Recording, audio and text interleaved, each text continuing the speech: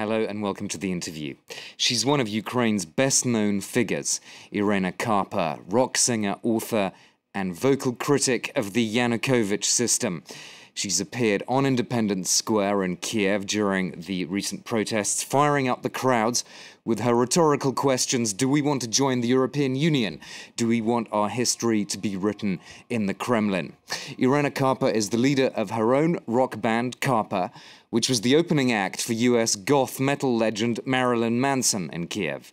She's also written 6 books, including the controversial Bitches Get Everything, which includes explicit scenes of multiple partner sex. Well, she joins me today from the Ukrainian capital. Welcome to the program, Irina Karpa. Just tell us how you're feeling about the events of the last few days. Well, I feel just like everybody else does who took part in it all, so people congratulated each other with the victory, but on the other hand, nobody really feels so happy because we lost so many innocent lives, And I think as we waited for too long, we could not avoid that. And if you have to live in the middle of this tragedy, you lost friends, you lost friends of friends. When people with the sticks went against the snipers with the arms, and now you can see new political games in here. You cannot have any euphoria, And on the other hand, the society here, we are aware that it's just lots and lots of work we have to do now to really build a new society. But in here, after this 23 years of independence, we finally have a nation to be born. And I feel quite confident about it, because in the long term, we're going to win. You were in your early 20s when the Orange Revolution happened 10 years ago. How do you feel about this? Is it a much less euphoric sort of mood this time around, do you think? I think it is quite different, Back then it was a smooth revolution, or velvet revolution. We had no blood at all. Everybody was inspired and kind of naive. That's why we left our victory to politicians and we just went homes, And now it's kind of our responsibility too that all this innocent blood, happened. Because now we're not going to lose this victory. I believe that we should, keep all in control. And it's different, it's more ironic, people get more, doubts in what politicians say. We do not have anybody like we had Yushchenko before, We did not tell anybody's names. We know that we can only rely to each other in here, and, only Ukrainian to Ukrainian who are here. In the last few weeks, I believe that you appeared in a rock gig and that you were making fun of politicians at that point. Do you think you've tapped into something quite deep there, in the sense that people are generally quite cynical about political maneuvers, whoever the politician is?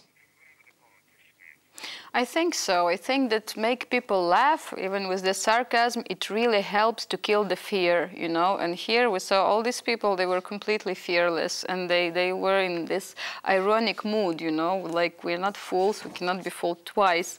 And I think, yes, this impact of any kind of humorous things, either it's going to be like a demotivator or some poem or an article or a blog, where you actually show to people who the real person is, And even now, when you can see their houses and all this kitsch and all this absence, total lack of any taste, and when you see this really ugly things that they were surrounded themselves, like trying to follow, I don't know, maybe Louvre, maybe someone else, that they believe that rich people are supposed to be like this. It's really kind of caricature images what we had here. So I was together with a joint folk group, and we made this kind of short verses. It's called Kolomeyki in Ukrainian, where we replaced the bad words, explicit ones, with other ones which didn't rhyme, but everybody understood, and it became really popular, I think, because everybody wants to make fun of those. And when you make fun of the person is not so scary anymore. And of course, you're quite well known for your explicit language in some of your books, but I want to talk a little bit about the music spawned by this this Maidan movement. And I'd like us just to take a quick listen to a clip by a Polish director called Happy Kiev, which you feature in. And I should warn viewers that some of the people who appear in this clip unfortunately died in that very bloody crackdown last week. It might seem crazy what I'm about to say. Sunshine, she's here, you can take a break. I'm a hot air balloon that could go to space. With the air, like I don't care, baby, by the way. Because I'm happy. Clap along. Irena Karpa, just to ask you in general how you feel artists have been engaged so far in these protests, and whether you believe that musicians, writers, intellectuals have a duty to be involved as political activists and not only as musicians or writers. What do you think about that? Well, I think if the musician or any kind of artist is an opinion maker, it's his direct obligation to be there in the street, to be together with the people, with the nation, to show the support, because if you are artist, you are obviously humanitarian and you are interested in civil society where the human rights will be held, where we're going to have like basic human freedoms at least, and which we didn't have in Ukraine.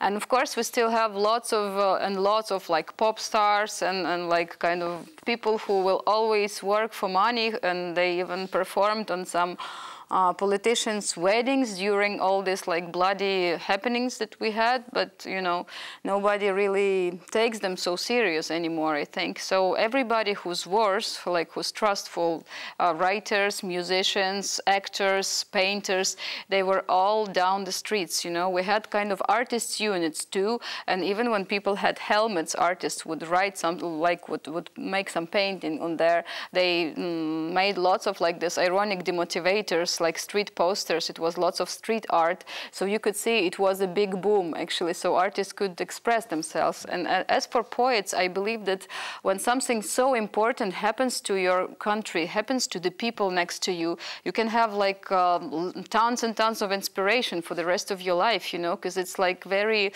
extreme emotional states that you are next to. When people feel like heroes, when they have so much courage, when they have nothing to lose, when they are ready to die, in like having 18 or 20 years old, but they are ready to die for the next generations, you know, this is something that you have a unique chance in your life to go through, you know. So, and if you're a real artist, you're going to be there because it's a unique thing you can see. Of course, when you're talking about the people, you're talking about those who are, you know, in the streets, and you were part of that movement on Independence Square. But what about the rest of the people?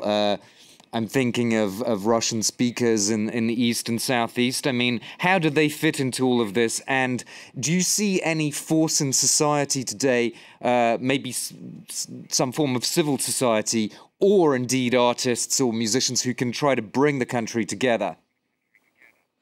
Well, I think we were all together here, no matter who you are. If you're a peasant, or you're a student, or you're a doctor, or a teacher, or you're like small businessman or artist, and no matter from where you are, we were all united here in Maidan. Maidan was a small representation of the whole country. I was helping on a Tuesday, like this bloody day, to bring people, the fighters, from one place to another, to bring them to underground hospitals. And I was asking about where are you guys from? So some were from Crimea, some were from Sumy, so it's basically south and east and center and west. We are all from everywhere, you know. And what we need actually to bring us all together, and it's also not Ukrainians. Russian speakers were also there, and what we laughed about that in a good way, because it's a time when people from Donetsk or from Kharkiv, Russian speakers, they learned to reply to this, like we have glory to Ukraine, and the reply is glory to heroes, you know, and they spoke in Russian, the same things, you know. So this is the time when you feel you're a patriot, no matter what language you speak, if you're a Tatar or you're Russian. And we also had football hooligans, by the way, protecting protecting the peaceful demonstrators. I think it's a unique case, you know, of this evil Ukrainian radicals. You know, I don't know if it ever happened anywhere in the world. You know, so I want to tell big thanks to football hooligans who came to, you know, to protect the civil society. I want to ask you one question about your literature, because of course you have caused a bit of a stir with some of your sexually explicit language and situations in some of your books. In fact, one of your books was referred to the National Commission for Morality. What are you trying to achieve with such scenes and such character situations, with this very sort of raw sexuality? I know what you mean. You mean like my earlier, more provocative books. I'm changing also. It's normal that the person, you know, the more experience you get, the older you get, your literature has changed a bit too. So for that very moment, I felt that the provocation is the right method to discover the person, you know. Like if somebody only see the sexual scenes in my books and they only see the explicit lyrics and they do not go for some deeper senses, for all the philosophies or for some freedom messages and for actually the establishment of human person. So for me, it's also kind of a diagnosis for the person. And this Commission for Morality, it's another instrument for the censorship in here. Because, you know, it was nothing more than, let's say in French, Raymond Queneau, who uses these bad words. And like, for example, Henry Miller, you know, so it was not more explicit than that. And so we have lots of examples in world literature, which is almost classic, that's probably much more scandalous than what I wrote. But it's always nice, you know, to tease somebody so people can show their real faces. They can really show what they care about. But on the other hand, I think there's like, it's very important to make it up to date and, you know, so that the people can talk about your books. It makes people read, which is also a nice cause. And also, of course, as for me, it does help to sell naturally as well. Unfortunately, I'm going to have to end it there because we don't have any more time, but perhaps another time we'll get to talk about your literature. Irena Karpa, rock singer and author, thank you very much for joining me from Kiev. That's all for the interview on France 24.